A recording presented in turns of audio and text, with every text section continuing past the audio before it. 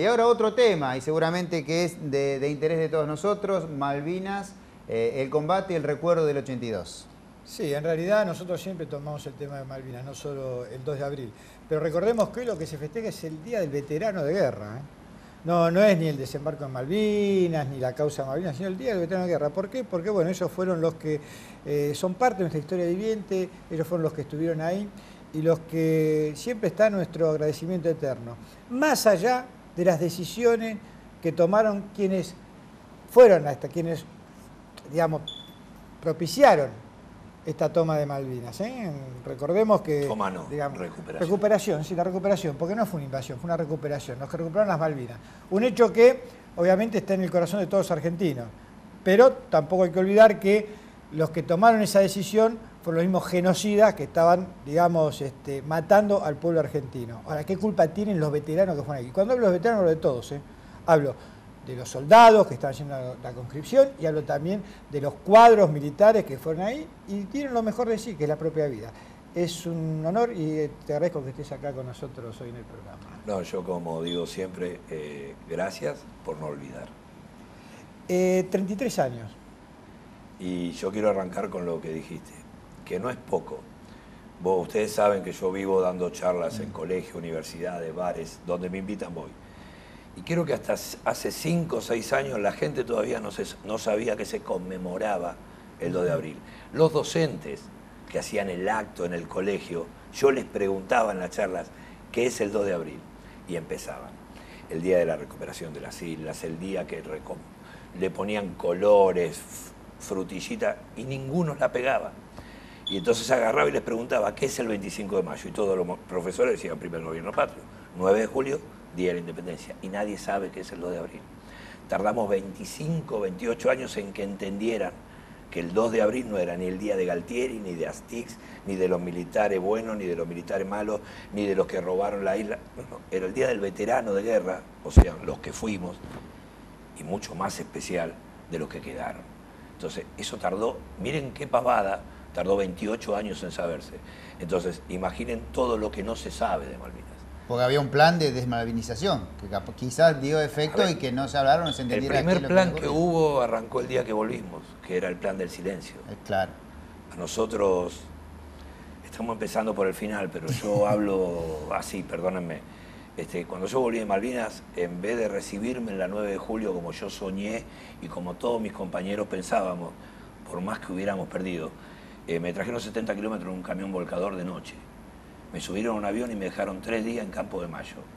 Y en esos 3 días me llenaron la cabeza con no cuentes, no digas, no podés hablar. Si hablas vas preso, si hablas es traición a la patria. Y me costó muchos años, con 20 años, salir del silencio. ¿20 años tardaste en hablar de Malvinas? No, no. ¿Tardaste vos? No. Vos en hablar del tema de Malvinas. A ver. Porque cada veterano la vivió a su manera. Y hay veteranos que todavía hoy veteranos que hoy en día no hablan. No hablan, exacto.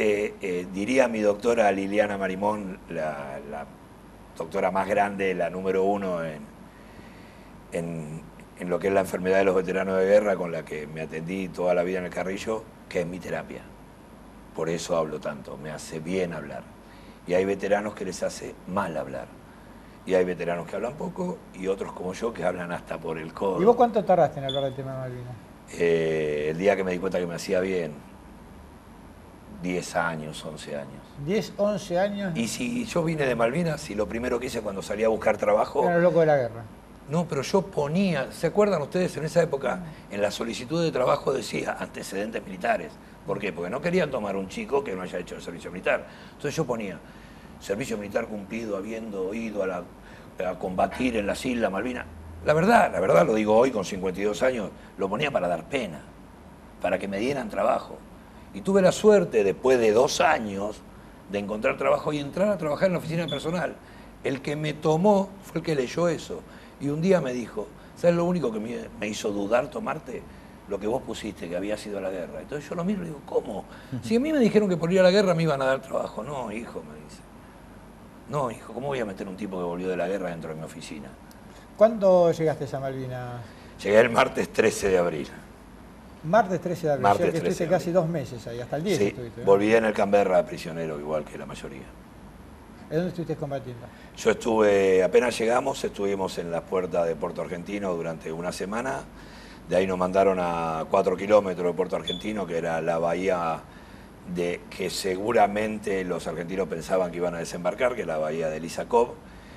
Y de ahí, faltando unos días, ya nos movilizaron, unos días para el final, nos movilizaron ya para la zona de Montequén, Sapperhill, Wilbur Wright, para todos lados. ¿Cuál era tu adiestramiento militar? Mucho, porque hay cosas que no solo yo hablo, sino que me he tratado de interiorizarme, he leído, y hay mucho documento de Malvinas diciendo las cosas como son, y yo siempre cuento una cortita. No es casualidad que Argentina no haya matado ningún inglés cuando desembarcó. Argentina no mató a nadie, muere Giachino, el capitán Giachino, y 2 soldados, pero no hiere ni mata a ningún inglés. ¿Por qué? Porque lo que estaba preparado para recuperar Malvinas era dejar en la isla la misma tropa que había. ¿Qué había? ¿50 soldados? Dejaban 50 soldados y volvían. ¿Y qué pasó? Pasó que Galtieri se creyó que era Perón y San Martín cuando vio la Plaza de Mayo llena de gente. Claro. La misma gente que 3 días antes, perdón la expresión, los había ido a putear y lo sacaron a tiro. La misma gente fue a apoyarlo. Y él dijo, de Malvinas no vuelvo. Y así salió. Hay una cosa también, ese día histórico en la Plaza de Mayo, que fue la gente, como decís, a apoyar a Galtieri. En realidad, cuando Galtieri en su discurso hablaba de Malvinas, la gente lo apoyaba. Cuando quiso esa recuperación de Malvinas, hablar de... Galtieri eso no lo podía entender. Bueno, ahí la gente lo chiflaba, porque digamos, hubo dos discursos, claro, y la gente tuvo 2 reacciones de acuerdo a los discursos. Pero el problema es que Galtieri solo entendía lo que él quería. Entonces él entendió que cuando decía Malvinas lo aplaudían. Entonces lo demás no lo quiso entender, no le entraba. No sé si me explico. Pero se combinaba todo un ambiente extraño porque las autoridades en ese entonces planificaron esta guerra y sí, la población, la respuesta fue con la vida cotidiana normal, como si nada estaría ocurriendo. Y mis amigos, cuando volví, yo soy de Caseros, cuando volví mis amigos me decían, Fabi, vos estabas en la guerra, pero nosotros íbamos a bailar. Claro. No te enojes, dice, pero... Sí, era preocupado por el Mundial de Fútbol que está... A lo sumo, cuando empezaron los tiros, empezamos a ir a tu casa a preguntarle a tus viejos si sabían algo y tus viejos no sabían nada. Pero más que eso, no vivimos de la guerra. Bueno, lo que pasa es que también no somos un país de guerra, digamos, con la mentalidad de guerra, y en realidad el conflicto del Atlántico Sur también por una decisión de los que gobernaban era aislar el conflicto allá y acá tratar de que la cosa... Seguramente, o sea, las cuestiones políticas son demasiado grandes como para que las hable yo, que era un simple soldado. Pero uno se da cuenta que lamentablemente usaron la causa de Malvinas, la usaron y la han seguido usando durante mucho tiempo. Vos lo viste ahí en combate propio, bomba, sangre, viste todo, y sí, ahora en la historia se la cuentan de acuerdo a quién quiera dar un parecer la posición política, ¿no? Es que de la posición se estaba política, perdiendo, se estaba ganando, ver, fue verdadera la información que llegaba. La información, si era verdadera o no, yo no lo sé porque no estaba. La realidad es que si podíamos ganar la guerra, no, nunca, jamás. Ningún país de América le puede ganar una guerra a la tercera potencia mundial apoyada por la primera. Nunca, jamás. ¿Qué podría haber pasado? ¿Que ganáramos el combate de Malvinas? ¿Qué pasó con el general Belgrano? ¿Dónde lo hundieron? En Malvinas no, fuera de la zona de exclusión. Inglaterra no le iba a importar bombardear Buenos Aires, Córdoba, Mendoza o lo que fuera. O sea, la guerra contra Inglaterra, contra el león inglés, no la gana Argentina, nunca en la vida puede ganarla. Nunca, por más que me duele a mí. Todos sabemos que la guerra contra ellos, apoyados por esto. A ver, ¿por qué desembarcan en San Carlos? Porque un satélite inglés, norteamericano, le dice que ahí hay 25 soldados. ¿Por qué no desembarca donde estaba yo? Porque el satélite norteamericano le dice que ahí hay 1000. Sí, una diferencia tecnológica importante. De todas maneras, más allá de la diferencia tecnológica, hasta los propios enemigos, los ingleses, destacaron el valor del soldado y doy gracias a Dios que lo hayan hecho, porque hasta que los ingleses hablaron, yo era un chico de la guerra, un loco de Malvinas, Astiz y Galtieri juntos. Recién cuando los ingleses empezaron a contar lo que les costó pasarnos por arriba, lo que les costó, porque les costó y mucho, recién ahí en Argentina empezaron a vernos como combatientes de verdad. Hasta ese momento Yo creo que ni mi familia entendía lo que yo había hecho. Primero porque no hablábamos y no contábamos. Y dejábamos que contaran la historia a otros que no la habían vivido. Entonces, cuando nosotros vimos que los ingleses hablaban bien de nosotros, la verdad yo tomé valor para hablar y contar. Esa fue una de las cosas que a mí me ayudó a leer un libro de un sargento inglés, que combatió 4 kilómetros de donde yo estaba y que hablaba de muchachos que yo conocía. Y me pone la piel de gallina.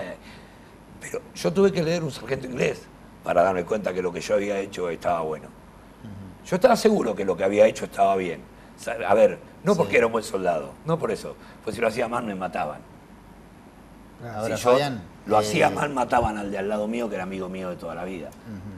Y si él hacía algo mal, me mataban a mí. Entonces yo por eso sé que hice las cosas bien. Ahora no pude, y pido perdón por no haber podido, pero di lo máximo para poder. Una pregunta, Fabián. Seguramente cuando te encontrás con veteranos de guerra, como haces habitualmente, Siempre. ¿no es cierto? ¿Entre ustedes hablan cosas que no hablan fuera del marco? Por supuesto, por supuesto. Aparte, hay cosas que yo, y no hablamos de sangre y balas, No.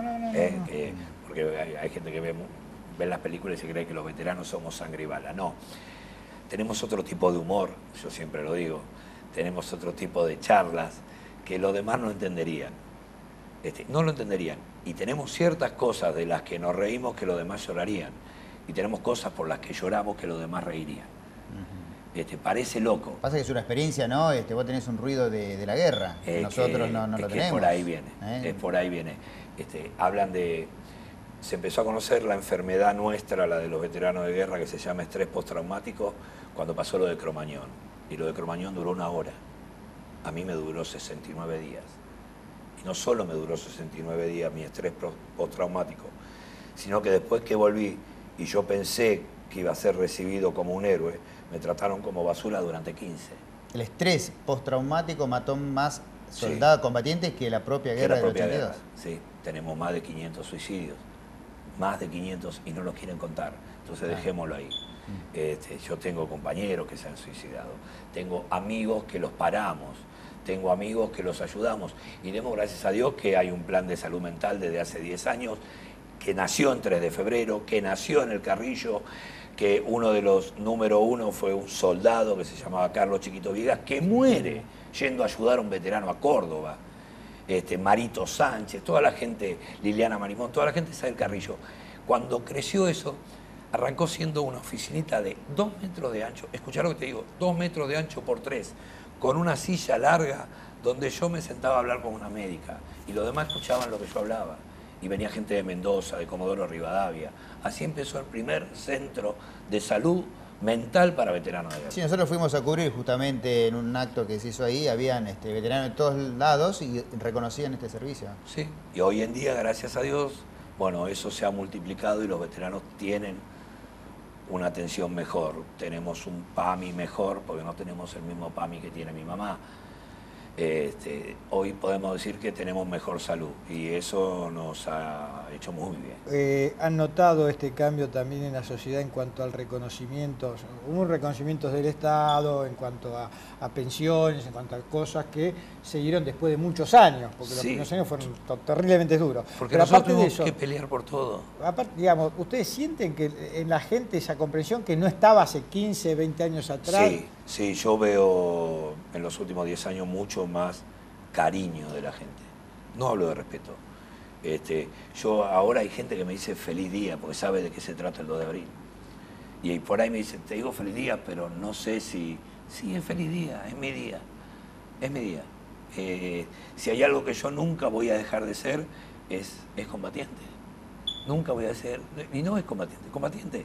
Porque yo desde que volví, peleé 10 años por un beneficio que me habían dicho que tenía en el 82. Después tuve que pelear por un plan de salud. Después tuve que pelear por tener un lugar donde juntarnos. Después tuve que pelear por tener... Siempre tenemos que pelear.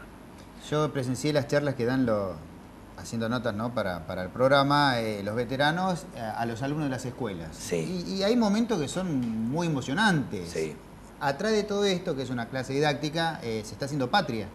Los chiquitos están hablando de Malvinas. Sí, y van a dejar un futuro... Yo trabajo en un colegio y desde hace 20 días que los pibes vienen. Fabi, ¿podés venir al aula que estamos hablando? Y lo que nunca, no salen al recreo. Sí. No, a ver si se entiende. Los que laburan en el colegio saben. Los chicos no quieren salir al recreo. Es que porque quieren saber. Lo que pasa, Fabián, que ustedes son parte de nuestra historia viviente, digamos. Y son irreemplazables, porque, y esperemos que así sea, ¿no? Que no tengamos que entrar en otra guerra. No, digamos, no, guerra nunca más. Por eso te digo que son irreemplazables desde ese punto de vista. Fueron, Mirá, al menos generacionalmente, los únicos veteranos de guerra argentinos. Hay una cosa que me han preguntado muchas veces en las charlas que doy, no importa las edades de los chicos o de los grandes, y muchísimas veces me han preguntado si habría que volver a combatir por Malvinas, ¿volverías a hacerlo? Y yo siempre contesté que sí. Y no tiene explicación, es una cosa que no tiene explicación, me quedó algo pendiente. Pero también con los tiempos, con los años, entendí que yo sí volvería, pero a mi hijo no lo llevas a la guerra. ¿Entendés la diferencia? Yo sí voy. A mi hijo, que encima nació el 2 de abril, no lo llevas a la guerra. ¿Volviste a Malvinas? Yo te mato, no. Y no pienso volver, y me he peleado con varios compañeros porque hay que llevar pasaporte. Y yo no voy a llevar nunca pasaporte a mi propia tierra. Yo no transo con eso. No transo. Gracias por haber venido. No, gracias a ustedes por acordarse. Feliz día.